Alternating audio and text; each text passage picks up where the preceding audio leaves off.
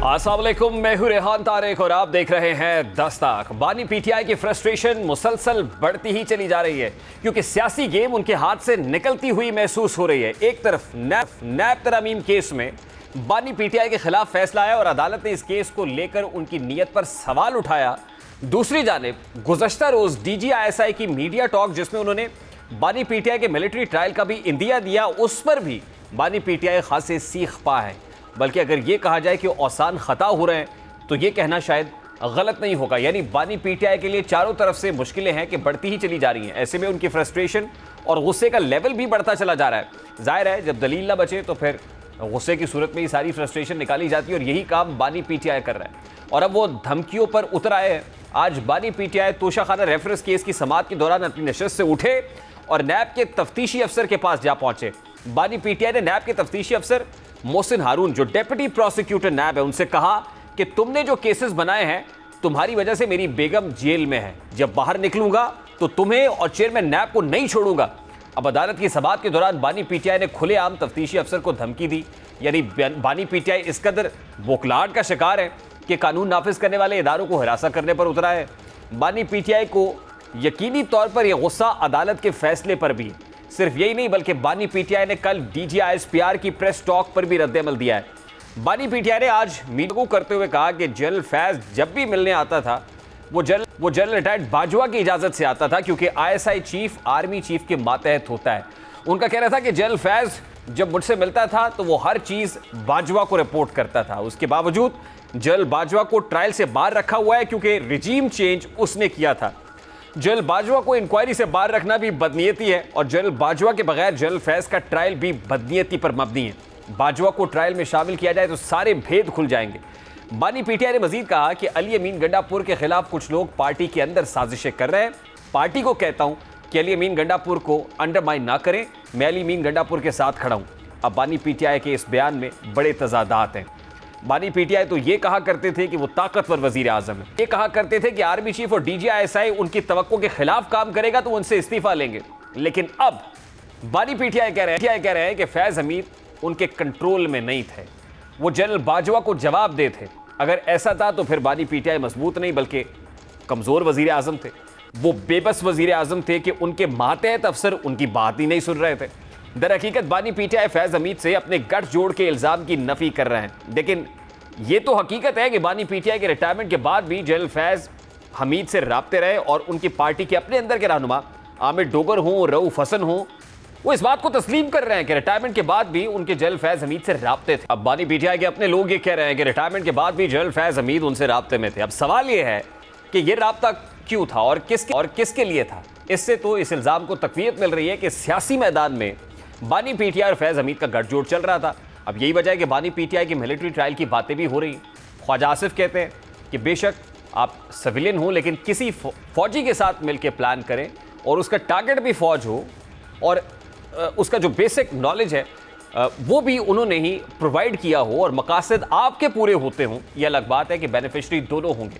अब बानी पीटीआई को भी साफ नजर आ रहा है कि उनका मिलिट्री ट्रायल हो सकता है, इसीलिए वो ये तासुर दे रहे हैं कि उनसे नहीं बल्कि साबिक आर्मी चीफ से भी पूछा जाना चाहिए क्योंकि फैज हमीद उनसे ही सारी हिदायत लेते थे। तो दूसरी जानिब बानी पीटीआई तो अब भी इदारों को खुफिया पैगाम भिजवा रहे हैं। अली अमीन गंडापुर जिनके बारे में कहा जाता है कि वो इस्टेब्लिशमेंट के बहुत करीब हैं, बानी पीटीआई तो उन्हीं की हिमायत में बात कर रहे हैं कि वो अली अमीन गंडापुर के साथ खड़े हैं, जिससे ये तासुर मिल रहा है कि अली अमीन गंडापुर के जरिए आर्मी चीफ को पैगाम पहुंचाया जा रहा है जिससे बानी पीटीआई के लिए मफाहमत की राह निकल सके। जबकि बानी पीटीआई तो army chief general Asim Munir पर भी इल्ज़ाम लगाते हैं कि उनकी वजह से बुशरा बीबी जेल में है और दूसरी तरफ वो आर्मी चीफ को पैगाम भी भेज रहे हैं। ये तजाद नहीं है तो और क्या है। अब बानी पीटीआई की फ्रस्ट्रेशन अदालती फैसले की वजह से भी बढ़ी है। नैब तरमीम के फैसले पर अब तहरीक इंसाफ के रहनुमा इसको NRO 2 करार दे रहे हैं। शिबली फराज भी कुछ ऐसे ही ख्यालात का इजहार कर रहे हैं। जाहिर है जो मफादाती टोला है उनको ये बात कभी भी ये हजम नहीं होती कि इस मुल्क में साफ और शफाफ इलेक्शन हो, साफ और शफाफ अकाउंटेबिलिटी हो, एहतसाब हो। जो फैसला है ये बुनियादी तौर पे NRO 2 है। 6 सितंबर 1965 यौम दिफा का दिन है जब पाक फौज ने दुश्मन के मजबूम इरादों पर पानी फेरा और उन्हें शिकस्त की धूल चटाई। जब भारत ने अचानक रात की तारीकी में पाकिस्तान की सरहदों पर इस खुशफहमी का शिकार होकर शब खून मारा कि उसकी अददी बर्तरी के बायस पाकिस्तान के लिए जंगी दिफा मुश्किल होगा, मगर ये भारत की बहुत बड़ी भूल थी। पाकिस्तानी अफवाज ने पाकिस्तानी कौम के एतमाद पर पूरा उतरते हुए अपने मुल्क की सरहदों का भरपूर दिफा किया और भारतीय सुरमाओं के मंसूबे खाक में मिला दिया। आज मुल्क भर में यौम दिफा जोश और जज्बे से मनाया जा रहा है। आज GHQ में भी यौम दिफा के हवाले से एक तकरीब मुनक्किद होगी जिसमें वज़ीर आज़म खुसूसी शरीक होंगे। बहरहाल आज यौम दिफा के मौका पर पाक बहरिया में दो नए जंगी बहरी जहाज़ों की बाकायदा इंडक्शन हुई है। PNS बाबर और PNS हुनैन की इंडक्शन तकरीब में सदर आसिफ अली जरदारी ने बतौर मेहमान खुसूसी शिरकत की। PNS बाबर और PNS हुनैन की बैक वक्त पाक बहरिया में शमूलियत हुई है और तुर्की में तैयार किया जाने वाला पहला बाबर क्लास जहाज़ PNS बाबर बाज़ाब्ता तौर पर पाक बहरिया का हिस्सा बन चुका है। रोमानिया में तैयार किया गया तीसरा ऑफशोर पेट्रोल वेसल PNS हुनैन भी पाक बहरिया में शामिल किया गया और PNS बाबर की तामीर का आगाज़ 4 जून 2020 को हुआ था। PNS बाबर 15 अगस्त 2021 को लॉन्च किया गया, जबकि कमिश्निंग 23 सितंबर 2023 को हुई। वर्टिकल लॉन्चिंग सिस्टम से लैस बाबर क्लास के 4 जहाज़ पाक बहरिया में शामिल किए गए हैं। पाक तुर्क मुआहदे के तहत 2 जहाज़ इस्तांबुल और 2 कराची में तैयार किए जा रहे हैं। बाबर क्लास के 3 दीगर जहाज़ PNS बदर, तारिक और खैबर इस वक्त तैयारी के मुख्तलिफ मराहिल में हैं। बाबर क्लास जहाज़ बैक वक्त सतह आब, ज़ेर आब और फ़ज़ा में जंग लड़ने की सलाहियत रखता है। 2888 टन बाबर क्लास जहाज़ पर फ़ज़ाई ख़तरात से निपटने के लिए वर्टिकल लॉन्च सिस्टम के ज़रिए हदफ को निशाना बनाया जा सकता है। पाक बहरिया के लिए तीसरा यरमूक क्लास और PV-2600 भी रोमानिया के गलाटी शिपयार्ड में तैयार किया गया है। यरमूक क्लास के पहले 2 जहाज़ों के मुकाबले में आखिरी 2 OPVs 2600 टन डिस्प्लेसमेंट के हामिल है और यरमूक क्लास जहाज़ों को बेमिसाल खूबियों की बदौलत पाकिस्तान नेवी में गाइडेड मिसाइल को रेट्स का दर्जा हासिल है और PNS हुनैन समेत यरमूक क्लास के तमाम जहाज़ सतह और फ़ज़ा और बैक वक्त इसमें जंग के साथ साथ सर्च एंड रेस्क्यू ऑपरेशन के लिए भी इंतहाई मौजू समझे जाते हैं। 98 मीटर तवील PNS हुनैन की रफ्तार 24 नॉट्स के लगभग है। वर्टिकल लॉन्चिंग सिस्टम की मदद से PNS हुनैन सतह से फ़ज़ा में हदफ को निशाना बनाने वाले मिसाइल दाग सकता है। ये एक बहुत खुशनुमा इजाफा है और बहुत इंटरेस्टिंग इंडक्शन है पाक बहरिया के इस फ्लीट के अंदर, जिसमें ये 2 स्टेट ऑफ द आर्ट जंगी बहरी जहाज़ पाक बहरिया के फ्लीट में शामिल कर लिए गए हैं। और पाक बहरिया से ताल्लुक़ रखने वाले 2 जो ऑफिसर्स हैं इस वक्त हमारे साथ मौजूद हैं, असद यासीन साहब और लेफ्टिनेंट कमांडर कुरतुल ऐन साहिबा। आप दोनों को प्रोग्राम में खुशामदीद कहते हैं। सबसे पहले तो मेरा ख्याल है लेफ्टिनेंट कमांडर कुरतुल ऐन साहिबा आपसे शुरू कर लेते हैं, लेडीज़ फर्स्ट। तो मेरा बड़ा सादा सा सवाल है, आज हम जंग सितंबर को याद कर रहे हैं। 1965 में क्या ख़वातीन किस तरह से इंक्लूजन थी पाक बहरिया में? अगर नहीं थी तो आज ये कितनी बड़ी तादाद में मौजूद हैं और आज की डायनामिक्स 1965 से कैसे मुख्तलिफ है? Thank you very much first of all for having me on the show. जंग सितंबर में जो 1965 में पाकिस्तान नेवी के अंदर फ़ीमेल्स का ऐसा उस टाइम तो रोल नहीं था। उसके बाद फ़ीमेल्स की इंडक्शन हुई in medical branches and then further in बाकी आपकी IT ब्रांच और एजुकेशन ब्रांच में, पर उस टाइम पर नहीं था। उसके बाद ये पूरा कल्चर प्रिवेल किया और फिर फीमेल ऑफिसर्स को हम लोगों ने जो है सर्विसेज के अंदर लेना शुरू किया। आपका जो रोल होता है पर्टिकुलरली ख़वातीन का, वो सपोर्ट स्टाफ के तौर पे, यानी सपोर्टिंग एंड होता है? बिल्कुल, हमारा जो रोल है वो सपोर्टिंग रोल में हम अशोर से अपनी सपोर्ट देते हैं टुवर्ड्स द कॉम्बैट रोल के लिए। मतलब लाइक IT ब्रांच से मेरा ताल्लुक़ है तो मेरा रोल है सपोर्ट रोल में। IT से रिलेटेड जितनी भी सर्विसेज हैं वो हम करते हैं, उस पर काम करते हैं। Made be the cyber role, made be the networking role, made be the development role. अच्छा, डायनामिक्स कैसे मुख्तलिफ हो गए हैं, उस वक्त क्या था और आज कितना चैलेंजिंग है, मैं इस तरफ आता हूँ। बहुत बहुत शुक्रिया असद साहब आपका भी। मुझे ये बताइए सर कि 65 की अगर बात करें, ऑपरेशन द्वारका की भी बहुत अब बात सुनते हैं, पाकिस्तान नेवी का उसमें क्या रोल था, कितना इफेक्टिवली कॉम्बैट किया। लेकिन उससे पहले मैं आता हूँ, ये जो आज का दिन है, हमने देखा कि जो आर्म्ड फोर्सेस हैं वो उसको बड़ा जेलसली मनाती हैं।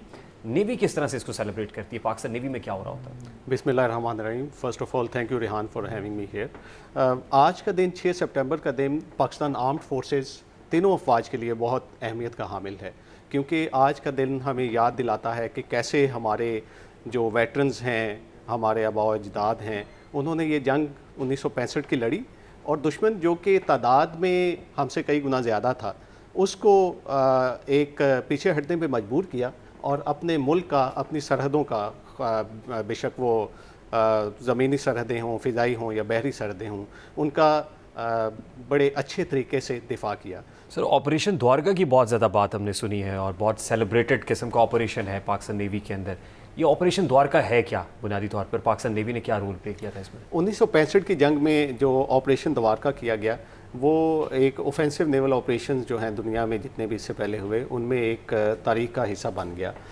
ऑपरेशन द्वारका ना सिर्फ पाकिस्तान नेवी ने अपनी बहरी सरहदों की हिफाजत की, दिफा किया, बल्कि ऑपरेशन द्वारका में ऑफेंसिव ऑपरेशन किया जिसमें हम दुश्मन की हदूद में गए और दुश्मन का ये एक इंतहाई अहम पोस्ट थी द्वारका, जहाँ पे एक रेडार नस्ब था जिस रेडार की मदद से दुश्मन की एयर फोर्स उसकी फ़िज़ाइया कराची पर हमले कर रही थी। तो पाकिस्तान नेवी ने प्लान किया इसको तबाह करने का, जिसमें 7 जहाज़ों ने हिस्सा लिया और अल्हम्दुलिल्लाह एक अच्छी ऑपरेशनल प्लानिंग के ज़रिए इस पे हमला किया गया और इसको नाकारा बना दिया गया इस रेडार स्टेशन को। इस हमले का नतीजा ये हुआ कि उसके बाद कराची जो है वो जो हमारे इंडियन फ़िज़ाइया है उसके हमलों से महफूज रहा। तो इसलिए ये ऑपरेशन ना सिर्फ पाकिस्तान नेवी बल्कि पूरे हमारी तीनों मुसल्लह अफवाज के लिए एक बहुत अहमियत हासिल कर गया। अच्छा, मैरीटाइम सिक्योरिटी चैलेंजेस जो ख़ास तौर पे कंटेम्प्रेरी मैरीटाइम चैलेंजेस क्या हैं? 1965 की तो बात हो गई, आज तो ऑब्वियसली 2024 है, तो आज के कंटेम्प्रेरी चैलेंज क्या है पाकिस्तान नेवी के डोमेन में? आज कल अगर आप देखते हैं कि जो इंडियन ओशन है वो that has become the centre of the world, जो दुनिया है वो सारी उसकी नज़रें इस पे मरकूज़ हैं और जो तमाम दुनिया की जो एडवांस नेवीज़ हैं उनकी प्रेजेंस है इंडियन ओशन में। तो इस टाइम में अपनी रेलेवेंस रीजन में बरकरार रखना और उस रेलेवेंस के साथ साथ अपनी जो बहरी सरहदें हैं और हमारे जो इंटरेस्ट हैं उनकी हिफाजत करना हमारा सबसे बड़ा जो है वो जो हमारी ज़िम्मेदारी है, जो हमारी ड्यूटी है। अगर आप बहरी हदूद की बात करें तो हमारा एक्सक्लूसिव इकनॉमिक जोन है और उसके बाद हमारा कॉन्टिनेंटल शेल्फ है जिसको 5th प्रोविंस ऑफ पाकिस्तान भी कहा जाता है।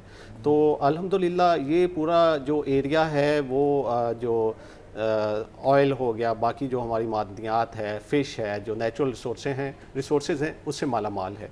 तो आजकल हमारे ये चैलेंजेस में ये एक मेन हिस्सा है कि हमने उसकी हिफाजत करनी है। मैं आता हूँ सर आपकी तरफ। मैडम, आपकी मौजूदगी से you are an inspiration for many, ख़ास तौर पे जो ख़वातीन देख रही हैं, जो लड़कियां देख रही हैं और जो फोर्सेस को ज्वाइन करना चाहती हैं, वो आपको देख के बहुत सारी इंस्पिरेशन ले रही होंगी। आपने क्या सोचा था पाकिस्तान नेवी में, आप कैसे आ गई? I mean was it your dream? आपका अपना फैसला था, डिसीजन था, किसी ने आपसे कहा था, घर वालों ने कहा था नहीं फोर्सेस में होनी चाहिए? तो ये कैसे हुआ, मतलब आप कैसे आ गई इसमें? सर्विस ज्वाइन करना, नेवी, आर्मी और एयरफोर्स, ये मेरा बहुत अरसे से, मतलब बहुत आप कह लें सिंस चाइल्डहुड कह लें कि मेरा एक ड्रीम था to be a part of service. उसको ऑगमेंट किया इस चीज़ ने कि मेरे फादर जो थे वो भी एक्स एयरफोर्स पर्सनल थे, वो वहाँ से रिटायर्ड हुए। तो उनकी एक लाइफ को देखते रहना, उनका एक यूनिफॉर्म, उनका एक डिसिप्लिन, उनका जो वर्किंग एनवायरनमेंट सारा देख के एक वो इंस्पिरेशन थी मेरे लिए। तो वहाँ से इंस्पिरेशन बढ़ी और ये मेरा अपना डिसीजन था। उसमें मेरी फैमिली ने मुझे बहुत सपोर्ट किया और मैंने अपने इस जो एक चैलेंज और इसको अपने पैशन को उसको अल्हम्दुलिल्लाह अचीव किया। इसमें मेरी फैमिली की सपोर्ट थी लेकिन ये मेरा अपना पैशन था। तो और मुझे पता चला आपके हस्बैंड भी शायद पाकिस्तान नेवी से हैं। जी जी बिल्कुल बिल्कुल, मेरा हस्बैंड जो है वो भी पाकिस्तान। ये तो फिर इत्तफाकन हो गया बाद में? इत्तफाकन हो गया जी बिल्कुल। किस तरह के रिसोर्सेज चाहिए, किस तरह की अपॉर्चुनिटी, कोई सिफारिश चाहिए होती है, कोई रेफरेंस चाहिए होता है? आपके अब्बा फोर्सेस से थे तो क्या इसलिए फोर्सेस में आप? मेरा बड़ा सादा सा सवाल है, अगर आप बुरा ना माने तो। मैं तो फोर्सेस के अंदर जो सिलेक्शन क्राइटेरिया है it is totally merit based, there is no सिफारिश। ये लोगों का शायद कॉन्सेप्ट है कि आपका बैकग्राउंड सर्विसेज के साथ है तो शायद आप ज्वाइन कर सकते हैं सर्विस, बट ऐसा नहीं है। जाहिर है फोर्सेस में एक खातून का होना बहुत चैलेंजिंग है या बहुत आसान हो जाता है कंपैरेटिवली मर्द हज़रात की? नहीं, ऐसा तो हमारा जो सर्विस के अंदर अल्हम्दुलिल्लाह को वर्किंग एनवायरनमेंट का बहुत ही एक वेल डिसिप्लिन एनवायरनमेंट है। उसके अंदर आपको जेंडर डिस्क्रिमिनेशन नहीं है, because once you wear the uniform you are not the female और the male, you are the officer. PNS Babur और पीएनएस हुनैन के जो टेक्निकल फीचर्स हैं उससे मुतालिक बताएगा और इससे जो हमारी नेवी की कैपेसिटी है वो किस कदर बढ़ जाएगी? पीएनएस बाबर और पीएनएस हुनैन पाकिस्तान नेवी के जदीद जंगी जहाज़ हैं, बहरी जहाज़ हैं जो अभी इंडक्ट हुए हैं। तो जो आपने 1965 की जंग अगर देखें तो उस टाइम पे हमारे पास मेजॉरिटी जो जहाज़ थे वो पुराने जहाज़ थे जो हमने दूसरी नेशन से एक्वायर किए हुए थे। लेकिन over the period of time अल्हम्दुलिल्लाह नेवी ने जदीद सामान, जदीद असला इंडक्ट किया और उसके साथ साथ एक इंडिजनाइजेशन के अपने मुल्क में चीज़ें बनाई जाएं ताकि बाकी जो दुनिया है वेस्ट स्पेशली है उस पर हमारी डिपेंडेंस कम हो। तो उसी पॉलिसी के तहत ये सारे प्रोग्राम चल रहे हैं अभी। फ्रैंकली स्पीकिंग आप लोगों को देख के यूनिफॉर्म में मोराल बहुत हाई हो जाता है, मतलब सिविलियंस का भी बहुत हाई हो जाता है। मुझे वो याद आ जाता है 1965 से मुतालिक जितने हमने ड्रामास देखे हैं या मूवीज़ बनी हुई हैं कि वो किस तरह मेजर अजीज़ भट्टी साहब उनकी वो और पाकिस्तान आर्मी के लोग सड़कों पे आ रहे हैं और लाहौरिये जो है वो फूलों की पत्तियां निछावर कर रहे हैं, माएँ बहनें अपना जेवर उतार के जो है वो जमा करा रही हैं, ब्लड डोनर कैंप्स लगे हुए हैं, ये सब वो जो जोश और जज्बा था वो आपको कैसा, वो लगता है आपको बढ़ा है over the period of time, with the passage of time increase हुआ? मेरे ख्याल में वो जोश और जज्बा आज भी वैसा ही है। अगर मैं आज की आपको मिसाल दूं तो मैं अपने यूनिट से निकला हूं, रास्ते में आया हूं तो एक सिग्नल पे रुका हूं तो मेरे साथ बच्चों की गाड़ी थी जिसमें बच्चे बैठे हुए थे छोटे छोटे, तो उन्होंने मुझे देखा है तो they were like very happy to see in a uniform. तो उनका जब मैंने चेहरे पे मुस्कुराहट देखी, खुशी देखी, या मैं आपके नीचे ऑफिस में आया हूँ तो आपके नीचे स्टाफ ने जो लोड स्टाफ था उसने जिस तरीके से मुझे रिसीव किया है, तो व्हाट आई फील कि जज्बा आज भी वही है। अगर आप किसी से भी आज भी पूछें तो हमारा बेसिक एम, वो जो बड़ा मकसद है वो एक है। तो उस मकसद के हसूल के लिए जो अफवाज और इसकी अवाम एक साथ खड़े हैं और इंशाल्लाह फ्यूचर में भी आप देखेंगे। ठीक है, बहुत बहुत शुक्रिया। निगरान वफाकी काबीना के दौर में फौज में हाजिर service lieutenant general Mohammad Munir अफसर को चेयरमैन नादरा तैनात किया गया और निगरान वफाकी काबीना हाजिर सर्विस अफसर की बतौर चेयरमैन नादरा की तैनाती के लिए अहम तरमीम की मंजूरी दे गई थी, जिसके तहत हाजिर सर्विस फौजी अफसर को भी चेयरमैन नादरा तैनात किया जा सकता है। और इसी तरमीम के तहत लेफ्टिनेंट जनरल मोहम्मद मुनीर अफसर को चेयरमैन नादरा तैनात किया गया, लेकिन उनकी इस तैनाती को लाहौर हाई कोर्ट में चैलेंज किया गया। उनकी तैनाती पर यह एतराज़ उठाया गया कि एक हाजिर सर्विस फौजी अफसर एक सरकारी इदारे का सरबराह कैसे हो सकता है। अब लाहौर हाई कोर्ट ने बड़ा फैसला देते हुए लेफ्टिनेंट जनरल मोहम्मद मुनीर को चेयरमैन नादरा से हटाने का हुक्म दे दिया है। लाहौर हाई कोर्ट के जस्टिस आसिम हफीज़ ने 30 सफ़ात पर मुश्तमिल फैसला जारी किया। अदालत ने अपने फैसले में कहा कि चेयरमैन नादरा की तैनाती कलअदम करार दी जाती है। फैसले की नकल वफाकी काबीना और वजारत दाखिला को भेजी जाए। अदालत ने कहा कि चेयरमैन नादरा की तैनाती कानूनी जवाज़ के बगैर है। मजाज अथॉरिटी ने चेयरमैन नादरा की तैनाती से मुताल्लिक वो कानून जो इख्तियार इस्तेमाल किए जो कानून ने तफवीज़ नहीं किए थे। अब यह अदालत का अहम फैसला है। देखना यह है कि हुकूमत पर नज़रसानी की अपील दायर करती है या फैसले को तस्लीम करती है। लेफ्टिनेंट जनरल मोहम्मद मुनीर की बात की जाए तो मेजर जनरल की हैसियत से वो DG command and control, communication, computer and intelligence C41 directorate के डायरेक्टर जनरल भी रहे, जो IT के मुकम्मल इंतज़ाम की जिम्मेदारी है। लेफ्टिनेंट जनरल के ओहदे पर तरक्की के बाद वो inspector general communication and IT के साथ साथ commander Pakistan army cyber command भी रह चुके हैं। अब सिर्फ ये एक मामला नहीं है जिसमें एक इदारे पर हाजिर सर्विस अफसर को तैनात किया गया। हुकूमत पर तो ये सवाल उठ रहे हैं कि वो हाजिर सर्विस अफसरान को ही इदारों के सरबराह के तौर पर क्यों तैनात। कराची साना कारसाज में वही हुआ जिसकी तवक्को की जा रही थी। साना कारसाज केस में अहम डेवलपमेंट सामने आ चुकी है। नताशा दानिश और जामहा खोने वाले 2 अफराद के लवाहिकीन के माबैन बिलाखिर मुआहदा हो गया है। नताशा के अहले खाना ने आमना के अहले खाना को 5.5 करोड़ रुपए से ज़ायद दियत के तौर पर रकम अदा कर दी है और रकम की अदायगी पे ऑर्डर के ज़रिए की गई है। मुआहदे के तहत आमना के किसी रिश्तेदार को कंपनी में मुलाजमत भी दी जाएगी और इसके अलावा वाक़े में ज़ख्मी होने वाले अफराद के दरमियान भी सुलह हो गई है। ज़ख्मियों को अलग से रकम अदा कर दी गई है। अब दियत का मुआहदा तय होने के बाद अदालत ने 1 लाख रुपए ज़मानती मचलकों के एवज़ नताशा की ज़मानत मंजूर कर ली है। अदालत ने मुलज़िमा नताशा के शौहर दानिश इकबाल की अबूरी ज़मानत में भी तौसीक कर दी है। अब ये वाज़ेह नहीं है कि आमना के रिश्तेदारों को दियत के लिए मजबूर किया गया या फिर वो अपनी रजामंदी से दियत पर राज़ी हुए। दियत के इस कानून से अशराफिया फ़ायदा उठाती है और कमज़ोर तबके को ज़ोर ज़बरदस्ती और ब्लैकमेल करके दियत पर कायल कर लिया जाता है। दियत के कवानीन ज़िया-उल-हक़ के दौर में बनाए गए थे, लेकिन बदकिस्मती से दियत का ये कानून ताकतवरों के हाथों कठपुतली बनकर रह गया है, जैसा कि नाजिम जोखियों के केस में देखा जा सकता है। इस केस में 1 साल बाद जाकर मुलज़िमान पर फ़र्द जुर्म आयद की गई और इस दौरान नाजिम जोखियों की वालिदा की दियत के ज़रिए से मामले को रफा दफा करने के लिए दबाव डाला गया उनकी वालिदा पर। फिर इसी तरह रेमंड डेविस ने भी दियत के कानून का इस्तेमाल किया। मजीद अचकज़ई जिसने 2017 में ट्रैफिक वार्डन को ताकत के नशे में चूर होकर टक्कर मार गया था और दिन दहाड़े हुआ था ये सब, वो सबूतों के बावजूद साफ बच निकला। अगर मिसालें देखें तो वाज़ेह होता है कि माजी में दियत के कानून के सहारे ताकतवर लोग बच निकलते हैं और शायद अब भी ये सिलसिला जारी है। अगर जाहिर है इज़राए तफन्नुन अगर कहा जाए तो शायद ये कहना गलत नहीं है कि अगर ऐसा ना हो तो शायद लोगों का पैसे पर से एतबार ही उड़ जाए। प्रोग्राम का वक्त अपने इख्तिताम को पहुंचा है। आपसे मुलाकात होगी इंशाल्लाह अगले हफ्ते। अपना रखिए ख्याल।